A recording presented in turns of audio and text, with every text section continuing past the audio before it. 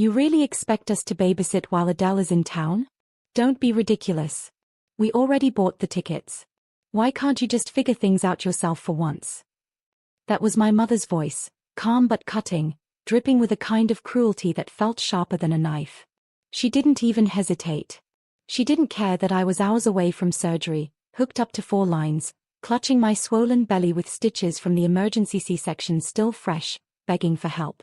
I remember staring at my phone screen, her words replaying in my head like a broken record. You're such a problem. Always an inconvenience. Hi everyone. My name is Ilara Quinn, and I was 29 when I learned that blood ties can strangle harder than chains. I had twin baby boys, barely a few months old, 2 fragile lives that needed rocking arms and warm bottles. My only request was simple: watch them for one night while I was wheeled into critical surgery. But instead of compassion, my parents and brother gave me abandonment dressed up as excuses. I lay there in the hospital bed, fluorescent lights humming overhead, the antiseptic air burning my nostrils. The nurse's shoes squeaked against the linoleum as she whispered, "Do you have someone to care for the babies while you're in recovery?" And my throat closed up because the answer was no. I wanted to scream, to cry, to demand why love had to be conditional, why I had to pay in gratitude and silence just to be worthy of their presence. But all I did was press my lips together until the taste of iron filled my mouth. The Adele concert. The Adele concert. That's what mattered more than me bleeding on a table. That's what mattered more than my children breathing in the night. In that moment, something inside me crystallized. Cold. Sharp. Unbreakable. I wasn't going to beg anymore. I found a sitter. A stranger who showed more kindness in a 2-minute phone call than my family had shown in a lifetime. She rocked my boys while I was stitched back together, while my parents danced under stage lights and my brother filmed it all for Instagram stories. 3 weeks later, when the surgical wounds had barely healed and silence had settled into my house like an unwelcome ghost, there was a knock on the door. A knock that promised everything was about to change. The knock came again, 3 sharp raps that echoed through the quiet of my living room. My twins stirred in their bassinets, tiny fists clenching in their sleep. For a moment, I froze, my heart beating in my throat. I wasn't expecting anyone. I padded softly to the door, stitches tugging with every step, and peeked through the peephole. It was my mother. Her face looked pale, worn, and strangely desperate. Behind her stood my brother, arms crossed, shifting from foot to foot as if the concrete burned beneath his sneakers. I opened the door just enough for my voice to slip through. "What do you want?" "Ilara, we need to talk," my mother said, her tone trembling now, so different from that icy dismissal weeks ago. It's urgent." I stared at them, remembering the fluorescent lights, the antiseptic air, the way she told me I was nothing but a problem. The image seared into me. "You left me when I needed you most," I said quietly, my voice as steady as I could make it. "Now you're here? Why?" My brother exhaled, rubbing his temple. "It's Dad. He had a situation. We need your help." The absurdity nearly made me laugh. They hadn't been there when I was bleeding, when I thought I might not survive. Yet here they were, on my porch, demanding. Always demanding. "Help." I repeated, letting the word hang between us like smoke. "Yes," my mother pressed, her eyes flicking toward the babies inside. "You've always been resourceful. We can't handle this alone." And there it was again, that entitlement, the belief that I existed only to clean their messes, to be the invisible scaffolding propping up their world. I leaned against the doorframe, my body aching but my resolve solid as stone. "You made your choice the night of that concert. Remember?" Their silence told me they did. I didn't close the door, not yet. Something inside me wanted to see just how far their desperation would go. Because sometimes revenge doesn't start with slamming doors. Sometimes it starts with leaving them open, just wide enough to watch them squirm. My mother's hands fidgeted, clutching her purse strap so tightly the leather creaked. My brother wouldn't meet my eyes, his jaw working like he was chewing rocks. Finally, she spoke. "Your father, he was scammed. The money, Ilara. All of it, gone." The words hung in the air like shattered glass. I blinked, stunned not by the confession, but by the irony. 4 years, my father had funded my brother's whims, business ventures that never lasted, trips that bled into indulgence. He'd sneered at me for choosing stability, for working quietly, for not being ambitious enough. And now? Their empire of pride had toppled. I folded my arms, pressing against the ache in my chest. And this concerns me because... My brother finally lifted his gaze. His eyes were sharp, tinged with humiliation. Because you have savings. You've always been good with money. We need you to cover things until we recover. A bitter laugh escaped before I could stop it. My babies stirred at the sound, their small breaths reminding me of the nights I had cried silently, rocking them alone. And now, the very people who left me stranded on an operating table wanted my help. You mean you want me to rescue you? I said softly. After you chose a concert over my children's safety. My mother flinched. It wasn't like that. It was exactly like that, I cut her off. For a moment, there was only silence. Outside, a car drove past, headlights flashing across their faces, revealing the lines of panic etched into their skin. I thought of the sitter's gentle smile, her hands cradling my son's. A stranger who had shown up when family had not. I thought of how my stitches burned as I signed the first check to pay her, money that had once gone to my parents without question. Now they wanted more. Always more. I stepped back, the door still open, but my voice was steel. Tell me everything. Every detail of how you lost it all. Because if they wanted my help, they would have to bleed the truth first. My mother's voice cracked as she began. Your father invested, it was supposed to be safe. A friend introduced him to this group, promised insane returns. They even had offices, legal documents, everything. I could already see where this was going. My father, proud and greedy, always wanted the quick win, the grand victory. How much? I asked, my voice flat. My brother shifted uncomfortably. 150,000. Everything Dad had saved. Even some of my accounts. The number hit me like a punch. That was more than what he had ever offered me in all my life combined. More than he had deemed me worthy of when I begged for help with the twins' medical bills. Yet he had handed it over to strangers without blinking. I felt my jaw tighten. So he gave con men everything while calling me a burden. That's rich. My mother winced at the venom in my tone. Ilara, please, we didn't know it was a scam until the bank called. The accounts are frozen, the investigators say it's international. We can't even pay the mortgage. We could lose the house. And? I asked, tilting my head. My brother's temper snapped. And you need to stop acting like some saint. You've always had it easy, saving, hiding money, being selfish. You think you're better than us. I almost laughed at the absurdity. Easy? Sleepless nights with crying infants while stitches tore open. Easy? Working from my bed just to keep food on the table. Easy? Watching my family run off to concerts while I bled alone. I stepped closer, my voice low but sharp.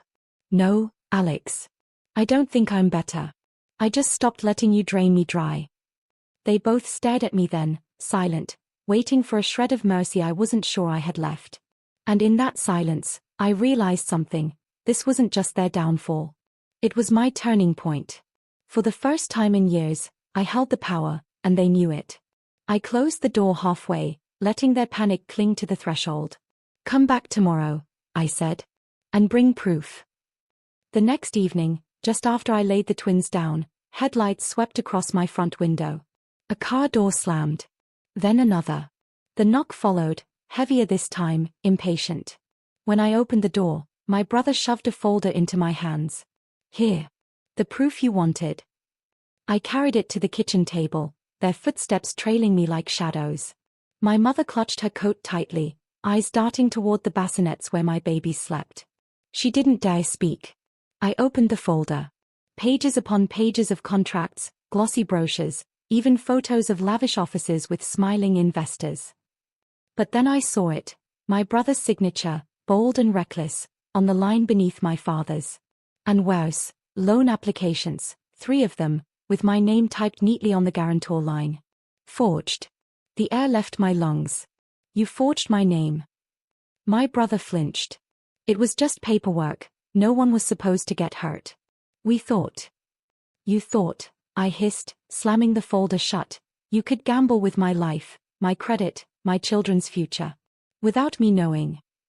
My mother's voice cracked. We didn't know he would do that. But her words fell flat. She had always known. She had always turned away when it was convenient. I rose slowly, the chair scraping against the tile, the sound sharp as a blade. So while I was on an operating table, fighting for breath, you weren't just at a concert.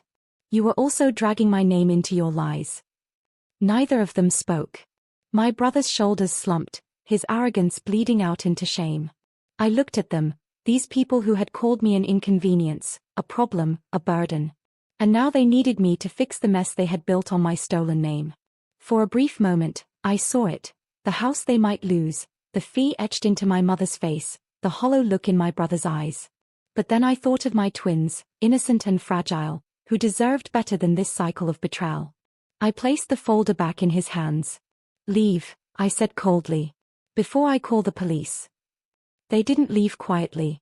My brother's face twisted with frustration. You think you can just shut the door on us? On family? His voice rose, and I instinctively glanced toward the bassinets. My boys stirred, and a warning heat surged through me. Lower your voice, I said sharply. But he didn't. He stepped closer, slamming the folder back onto my table. If you don't help, Ilara, they'll come after you too. Those loans, they've got your name. Do you understand? You'll go down with us. The threat hung heavy in the room, like poison gas. My mother gasped softly, Alex, stop. But I could see in her eyes she was terrified of the truth in his words. I held his stare, even as my heart hammered. You forged my name. If I go down, you're dragged with me. And don't think for a second I'll protect you this time. His jaw clenched, but his bravado faltered. My mother stepped in then, voice breaking. Ilara, please. If not for us, for your father. He's sick with worry. This will kill him. A bitter laugh escaped me. You mean it'll kill his pride? He cared more for money than for his daughter bleeding in a hospital bed. Silence swallowed the room. For a moment, I considered slamming the door in their faces for good. But another part of me, a colder part, realized this wasn't over. They were desperate, cornered animals, and cornered animals bite. I leaned forward, voice low. You want me involved? Fine. But not on your terms. From now on, I control the narrative.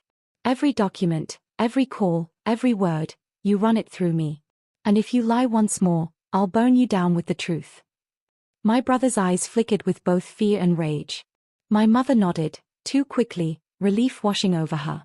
But inside, I wasn't agreeing to help. I was laying the trap. Because if they wanted me tangled in this mess, I would make sure they regretted ever dragging me into it. They left that night with promises like paper boats, fragile, collapsing the moment the river tasted salt. I watched them go, the porch light carving their shadows long and thin across my floor. The twins slept on, oblivious to the storm we were making of our lives. I sat at the kitchen table until dawn, the folder from earlier pushed aside like an accusation. I mapped the lie line by line, forged guarantor forms, loan receipts, notarized stamps that smelled of someone else's hand. My fingers trembled, not from fear, but with a deliberate eagerness. I was ready to turn their world inside out. Step 1 was small and surgical. I called the bank, not to beg, but to learn. I listened to protocol and recording IDs, wrote down names, logged times. I learned the scam's architecture, shell companies, offshore accounts, a chain that led to a single broker who loved fast money and faster lies. Step 2 was public pressure. I made calculated social posts, neutral, factual, nothing libelous, about fraud prevention and consumer rights in our city, tagging local community groups. I watched their messages ripple through the neighborhood where my parents' reputation lived like a fragile vase. People began to whisper. Concern turned toward suspicion. Step 3 targeted vulnerability. I contacted the investigator on file and requested copies of the bank's notice to my parents. I asked questions that made the investigator uncomfortable and curious. He agreed to meet, not because he trusted me, but because my name, now tied to forged documents, made the whole thing messy and interesting. Messy was good. Messy exposed more than neat silence ever could. Meanwhile, I kept the baby's days steady. Bottles, naps, lullabies. I hired the sitter again for evenings and rehearsed calm for naptime phone calls. In the background, I threaded breadcrumbs straight to the broker, emails, polite requests for receipts, a courteous demand for proof. Every polite message was a mirror held up to their faces. My brother called twice. I let it ring. My mother sent a text, short and frantic. I didn't answer. I wanted them to feel the slow erosion of certainty, the same erosion they'd given me when they chose stage lights over stitches. At midnight, there was a knock. Not on my door this time, but the kind that ripples across the internet. A forwarded message, a screenshot, a comment that turned into a thread. Their neighbors were asking questions. The house that had looked impenetrable all these years had a crack.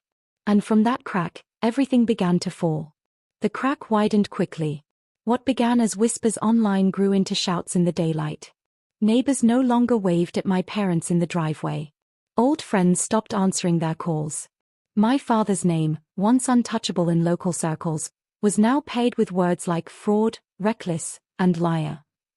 I hadn't even needed to push hard. Just a nudge, a seed of truth, and their carefully built facade collapsed under the weight of their own arrogance. 3 nights later, I received a call from the investigator. We've traced the documents. The forged guarantor signatures, you're cleared, Ms. Quinn. We'll be pursuing the parties responsible. His tone carried sympathy. And a subtle judgment, the kind you save for families who eat their own. I hung up and stared at my sleeping sons. For the first time in months, I breathed without the ache of betrayal pressing on my ribs. The next morning, they came again. My mother, mascara smudged, my brother pale as parchment. My father too weak to walk, waiting in the car like a ghost. Ilara, please, my mother whispered at the door. We've lost everything. We don't know where else to go. I studied her face, the same lips that had once called me an inconvenience, the same hands that waved me away for a concert. And in that moment, I realized forgiveness wasn't required for closure. I opened the door only a fraction, enough for my voice to slip through. Calm. Final. You had tickets when I had stitches. You had laughter when I had silence. Now, I have peace. And you have consequences. Her eyes glistened, but I didn't waver. I closed the door slowly, softly, without rage or cruelty, just certainty. Behind it, my boys stirred, their tiny breaths filling the room with a future untouched by my family's rot. I pressed my hand to the wood, feeling the separation between past and present, and whispered to myself, this chapter is finished. The house was quiet again. Quiet, but not empty. Because for the first time, I wasn't alone.